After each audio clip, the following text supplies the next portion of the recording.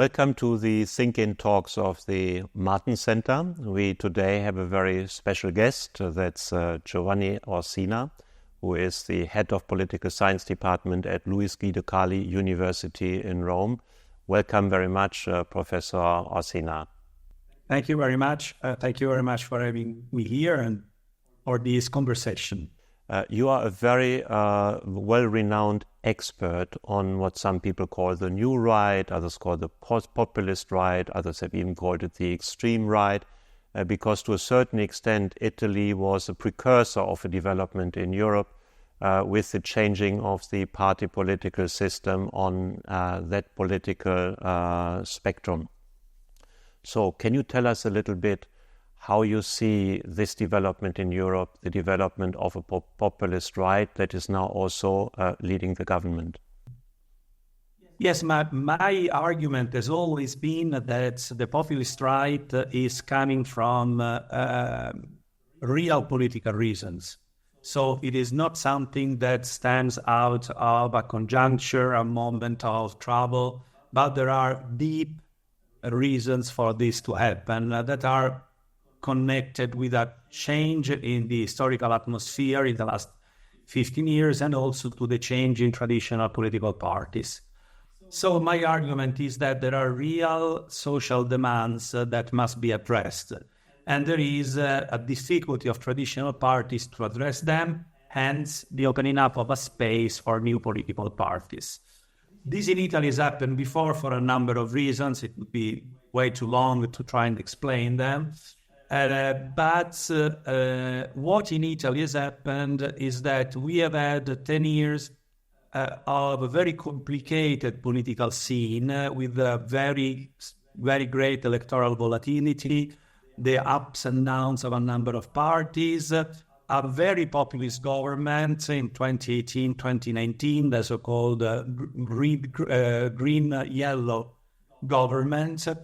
But eventually what we had is the fact that these parties and even the voters have slowly adapted, and somehow this populism has been reabsorbed in the institutions.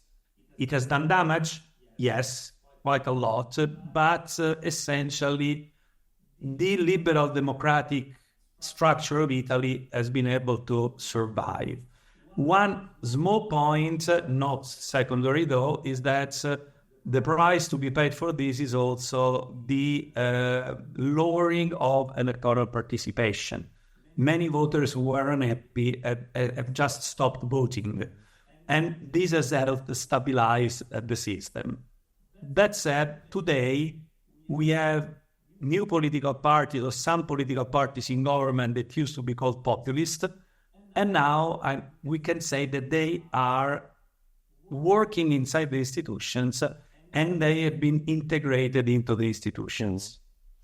Yes, Professor Orsina, you have quite famously at the time called it Romanizing the barbarians, which maybe the barbarians didn't appreciate very much, that expression, but nevertheless, I think it has focalized the debate a lot.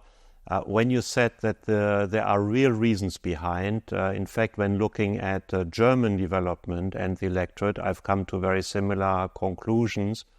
And I believe that what we are seeing is a kind of revolt of the lower middle class, because the voters in Germany, in Austria, and also in France are those which are, let's say, those who are overrepresented are those with lower average income, lower education, who are hit more strongly than the middle class or the upper middle class through crisis.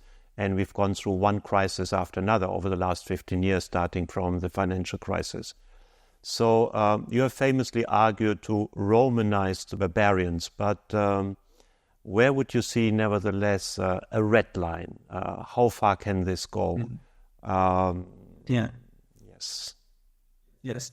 No, I mean, I used this expression in the summer of 2018 when there was the famous yellow-green government between the Five Star and the League.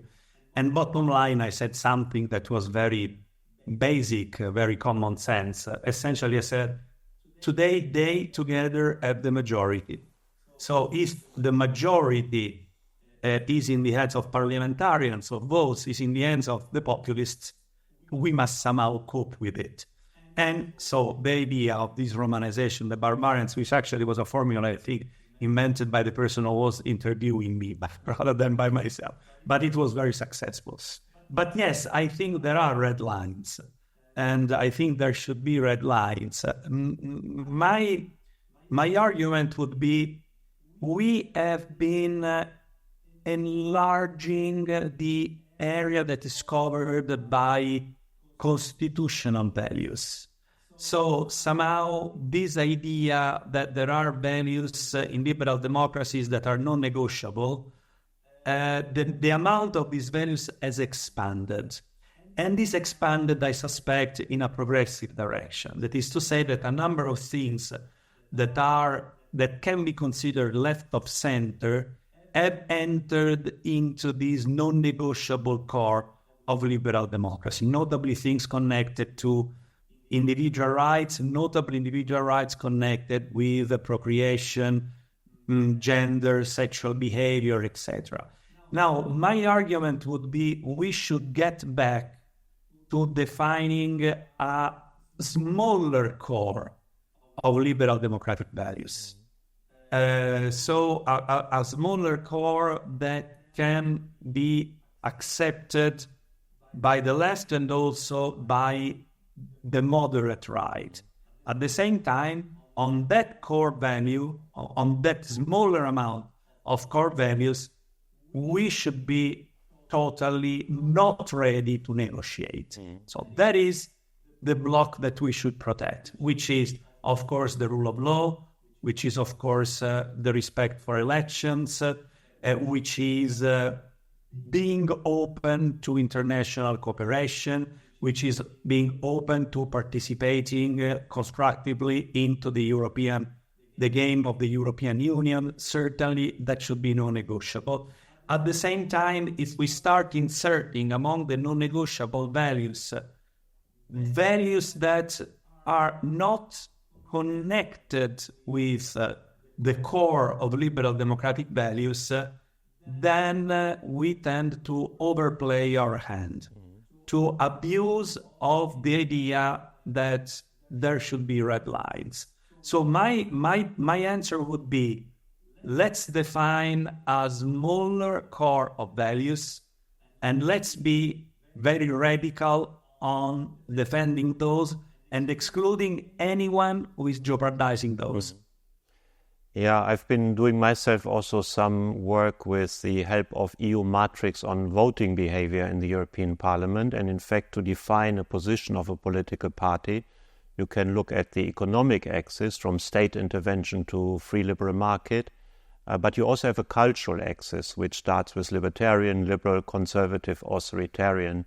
And the interesting thing is that the populist right is not really defined by their position on economics.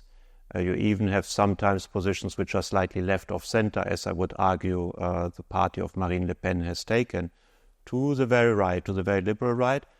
But what unites them is the space on the cultural axis, where they are, let's say, tending towards the authoritarian space.